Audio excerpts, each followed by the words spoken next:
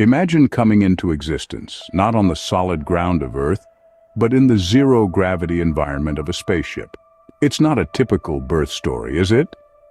Let's delve into the concept of birth in a zero-gravity environment, a scenario that might seem far-fetched today, but could be a reality in the not-too-distant future. Giving birth in space presents a plethora of challenges that we're yet to fully comprehend. The first challenge of such a unique birth would be the sheer mechanics of it. Without the force of gravity, the natural process of childbirth could be drastically altered. The contractions that help push the baby out, they rely on gravity, the baby's positioning. That, too, is influenced by gravity. But don't worry, we're a creative species, aren't we? One potential solution that's been suggested is the use of centrifugal force to simulate gravity. Picture a rotating spacecraft, spinning just so to create a force akin to gravity, allowing for a more earthly birth experience. Yet, even if we overcome the physical challenges, we then have to consider the biological implications. Would a baby's development be affected by the absence of gravity? How would the mother's body respond to giving birth in such an alien environment? Research suggests that long-term exposure to zero gravity can lead to muscle atrophy and bone loss. Would these issues affect a newborn, whose body is just beginning to develop? And what about the mother, whose body is already under the immense stress of childbirth? These are questions that we're still grappling with. They're not just scientific questions, but ethical ones too. If we're to consider the possibility of life beyond Earth, we must also consider the potential risks and the immense responsibility that comes with it. So, our hypothetical spaceborne individual has made their entrance, but what about growing up in space? Scene script. Childhood on a spaceship sounds like a science fiction novel, doesn't it? But what would it really be like? Picture the life of a child, growing up not on Earth, but in the vast expanse of the cosmos. The environment would be vastly different from what we know. Zero gravity would mean that the normal physical development we take for granted here on Earth would be, let's say, a bit skewed. First, consider the physical development. The lack of gravitational pull would mean that there is no resistance for muscles to work against. The body in turn would develop differently. Muscles might not grow as strong, and bones may not become as dense as they do on Earth. Imagine trying to lift a weight in space where there is no weight. The bicep curls might seem pretty easy, but the muscle wouldn't be getting the workout it needs to grow. Similarly, our bones need the resistance of gravity to become strong and dense. Without it, they might be frail and prone to fractures. But what about the psychological effects? Growing up in a confined environment with a small group of people could have significant impacts on a child's mental development. The child might develop strong bonds with the crew members, perhaps viewing them as a surrogate family. But what about social skills? With a lack of exposure to a diverse range of people, the child might struggle with social interactions later in life. And then there's the isolation. Imagine looking out of the window and seeing nothing but stars and galaxies. Beautiful, yes, but potentially lonely. The lack of connection to the outside world, to nature, to other people, could lead to feelings of loneliness and isolation. Let's not forget the potential for stress. Living in space is no walk in the park.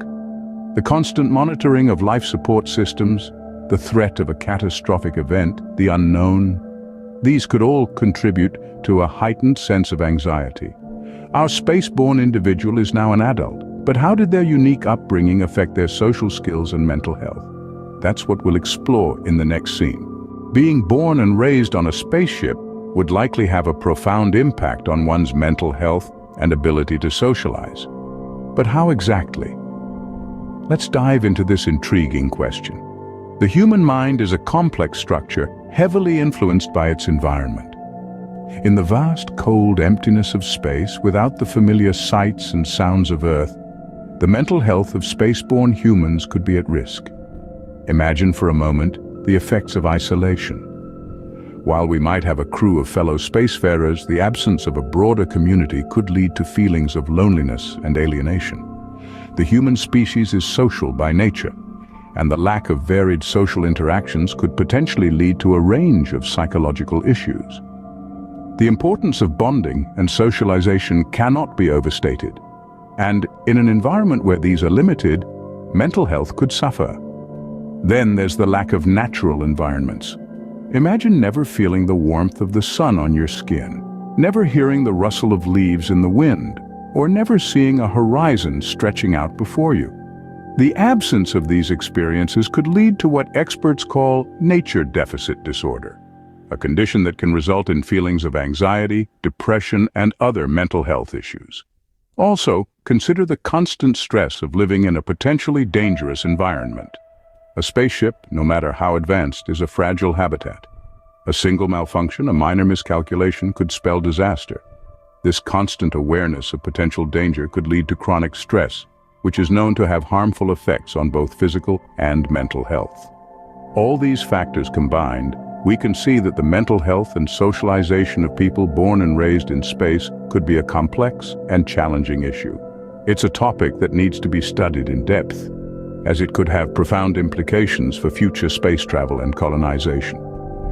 What about the broader implications of being a space-born human? What does it mean for our identity as a species?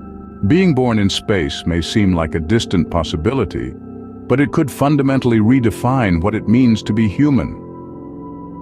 Imagine for a moment, you are not just a citizen of a country, but a citizen of the cosmos. Nationality, as we understand it now, becomes an old-world concept. In the vast expanse of space, the lines that divide us on Earth blur into insignificance. We become, in essence, Earthlings, a unified species bound not by borders but by the shared experience of living among the stars. The cultural implications are equally profound. Culture, after all, is a reflection of our environment. In space, that environment is unlike anything we've experienced on Earth. The traditions, arts, and social institutions that we create in this new frontier will be shaped by the unique challenges and opportunities it presents. We will need to find new ways to express our humanity, to connect with one another, and to make sense of our place in the universe. This might also challenge our perception of time. In space, there are no days and nights, no seasons to mark the passing of time.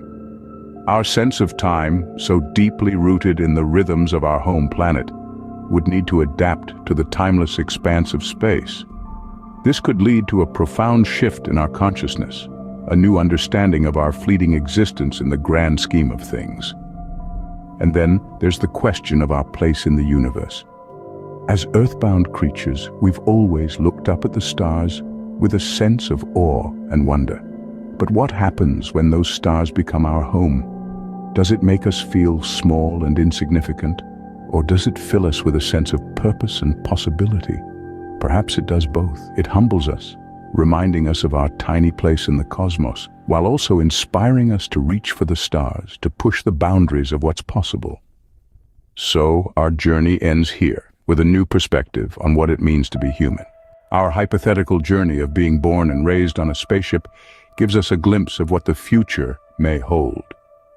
We've taken an incredible voyage, exploring the many facets of life on a spaceship, from the challenges of birth in zero gravity to growing up among the stars and the profound effects on socialization and mental health. We've pondered upon the ways this extraordinary existence could redefine our humanity, and now we stand at the precipice of the final frontier. This journey has underscored the importance of continuing space exploration and research.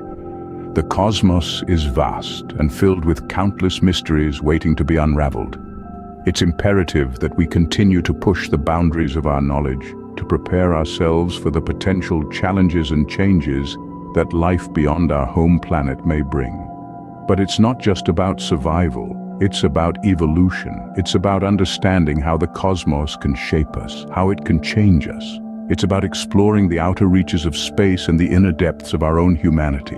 And it's about embracing the unknown, embracing change, and embracing our potential to become something more than we are now.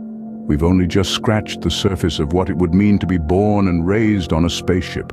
There are countless variables, countless possibilities. But one thing is certain: the future of humanity lies not just on Earth, but among the stars. And it's up to us to prepare for that future, to embrace it, to shape it. The final frontier is not just out there in the cosmos, but also within us, in our ability to adapt and evolve. It's a journey that's just as much about exploring the universe as it is about exploring ourselves. And it's a journey that we as a species are only just beginning. So, until the day we become true children of the stars, keep wondering, keep exploring. The final frontier is not just out there in the cosmos, but also within us, in our ability to adapt and evolve. So until the day we become true children of the stars, keep wondering, keep exploring.